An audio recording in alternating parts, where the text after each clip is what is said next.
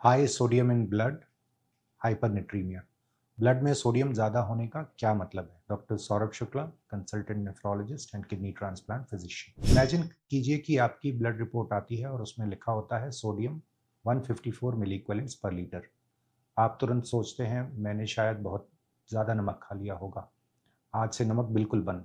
लेकिन अगर मैं आपसे कहूं कि हाई सोडियम वाले ज़्यादातर पेशेंट्स के शरीर में नमक ज़्यादा नहीं बल्कि पानी कम होता है तो, और अगर हाइपरनेट्रीमिया को इग्नोर कर दिया जाए तो ये कन्फ्यूजन, दौरे, कोमा और कभी-कभी जानलेवा सिचुएशन तक पहुंच सकता है। इसलिए अगर आपकी रिपोर्ट में सोडियम हाई आया है या आपके घर में कोई एल्डरली पेशेंट है तो ये वीडियो आपके लिए बहुत इंपॉर्टेंट है। आज मैं आपको सिंपल लैंग्वेज में समझाऊंगा कि हाइपरनेट्रीमिया क्या होता है, ये क्यों होता है, किन लोगों को सबसे ज़्यादा रिस्क है और इसका ट्रीटमेंट अप्रोच कैसे कर सकते हैं। नमस्ते, मैं हूं doctor Saurabh Shukla, consultant nephrologist and kidney transplant physician. इस चैनल पर हम किडनी से जुड़ी और ब्लड रिपोर्ट्स को सिंपल लैंग्वेज में समझते हैं ताकि आप अपनी रिपोर्ट्स से डरने की बजाय उन्हें आसानी से समझ सकें।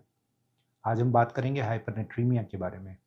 हम जानेंगे हाइपरनेट्रीमिया क्या होता है, ये क्यों होता है और इसके सिम्टम्स क्या हैं, किन लोगों को सबसे ज़्यादा रिस्क होता है और इसका ट्रीटमेंट क्या है, और सिर्फ ज़्यादा पानी पीना हर बार एक सोल्यूशन क्यों नहीं होता।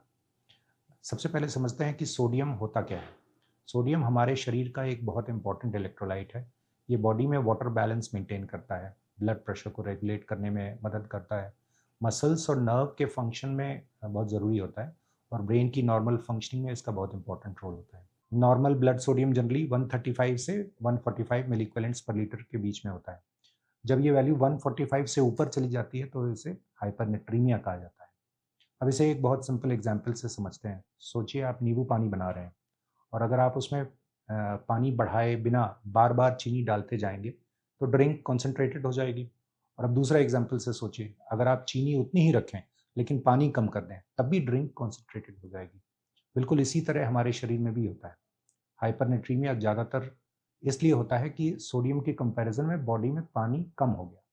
इसलिए एक बात हमेशा याद रखिए, हाई सोडियम का मतलब हर बार बॉडी में ज़्यादा नमक होना नहीं होता, बहुत बार इसका मतलब होता है बॉडी में पानी की कमी। अब सवाल आता है हाइपरनेट्रीमिया होता क्यों है। इसके तीन मेन रीजंस होते हैं। सबसे कॉमन रीजन है पानी का ज़्यादा निकल जाना बॉडी से।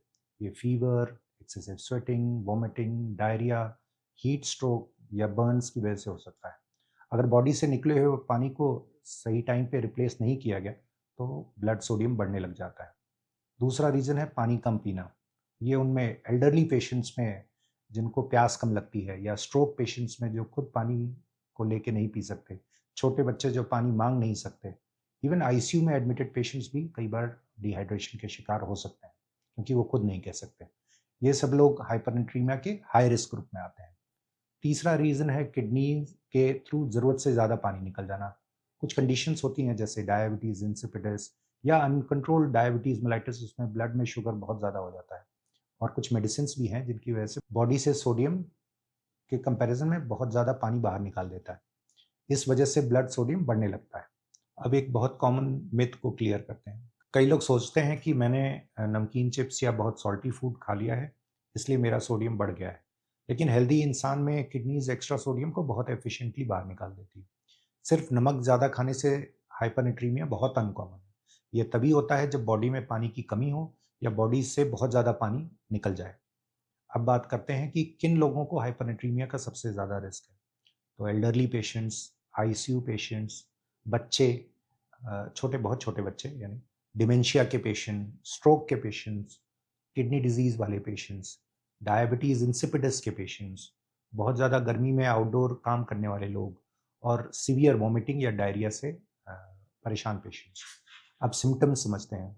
शुरुआत में कई बार कोई सिम्टम्स नहीं होते, लेकिन जैसे-जैसे सोडियम बढ़ता है पेशेंट को बहुत ज़्यादा प्यास लग सकती है, मुँह सूख सकता है, वीकनेस लग सकती है, फटीग, चिड़चिड़ापन और मसल्स में ट्विचिंग जैसे भी सिम्टम्स आ सकते हैं।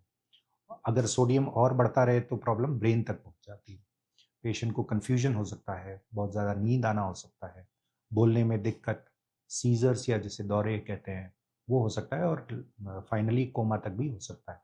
ये एक मेडिकल इमरजेंसी होती है और इसे बिल्कुल इग्नोर नहीं करना चाहिए। अब सवाल ये है कि ब्रेन पर इतना असर क्यों पड़ता है? इसको भी सिंपल से एग्जांपल से समझ लेते हैं।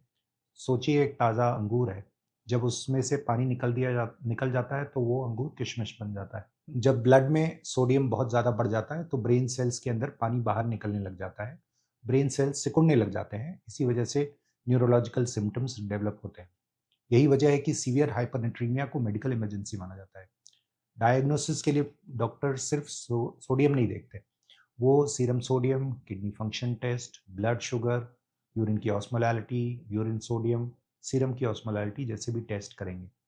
कुछ पेशेंट्स में एग्जैक्ट रीजन जानने के लिए हार्मोन टेस्ट की भी जरूरत पड़ सकती है। कॉज समझे बिना ट्रीटमेंट शुरू करना सही अप्रोच नहीं होती। और अब सबसे इंपॉर्टेंट बात, ट्रीटमेंट। बहुत लोग सोचते हैं कि सोडियम हाई है तो जल्दी से बहुत सारा पानी पी लेना चाहिए, लेकिन ऐसा करना सेफ नहीं होता। हाइपरनेट्रीमिया को बहुत जल्दी करेक्ट करना भी डेंजरस हो सकता है। अगर सोडियम बहुत तेजी से कम हो जाए तो ब्रेन सेल्स में स्वेलिंग आ सकती है। इसलिए ट्रीटमेंट हमेशा कॉज, सोडियम कितने टाइम से हाई है, सीवियरिटी उसकी कितनी है, और पेशेंट की ओवरऑल कंडीशन को देख के ही किया जाता है। डॉक्टर्स केयरफुली कैलकुलेट करते हैं कि कितना पानी डेफिसिट है, और सोडियम को जनरली 24 से 72 घंटे में धीरे धीरे सेफ नॉर्मल लिमिट्स पे लाया जाता है। अब बात करते हैं प्रिवेंशन की। आप हाइपरनेट्रीमिया से बच सकते हैं अगर आप रोज़ एडिक्वेट पानी पीते हैं, फीवर के दौरान फ्लूइड्स का इंटेक बढ़ा देते हैं, डायरिया और वॉमिटिंग में भी फ्लूइड को रिप्लेस करते हैं, घर घर के एल्डरली पेशेंट्स को उनका ध्यान रखते हैं, उनके डायबिटीज़ को कंट्रोल रखते हैं, और अगर किसी पेशेंट को कन्फ्यूजन या अनकॉन्शियसनेस जैसी प्रॉब्लम है तो तुरंत मेडिकल हेल्प लेते हैं। एक और इम्पॉर्टेंट मिथ याद रखिए, हाई सोडियम का मतलब ये नहीं होता कि नमक पूरी तरह से बंद कर दिया जाए। ट्रीटमेंट सोडियम के नंबर से नहीं, उनके पीछे के एक्चुअल कॉज से डिसाइड होता है, इसलिए खुद से ट्रीटमेंट शुरू मत कीजिए। आखिर में सिर्फ 5 बातें याद रखिए। हाइपरनेट्रीमिया का मतलब है ब्लड सोडियम 145 मिली इक्विवेलेंट पर लीटर से ज़्यादा होना। ज़्यादातर पेशेंट्स में प्रॉब्लम ज़्यादा नमक नहीं, बल्कि पानी की कमी होती है। एल्डरली पेशेंट्स इस कंडीशन के लिए सबसे ज़्यादा वल्नरेबल होते हैं। कन्फ्यूजन, सीजर्स, अनकॉन्शियसनेस एक मेडिकल इमरजेंसी है। और सबसे इम्पोर्टेंट, हाई सोडियम को कभी भी घर पर जल्दी जल्दी जल्दी ठीक करने की कोशिश मत करिए। अगर आपकी ब्लड रिपोर्ट में सोडियम हाई आया है तो पैनिक मत कीजिए, लेकिन इसे इग्नोर भी मत कीजिए।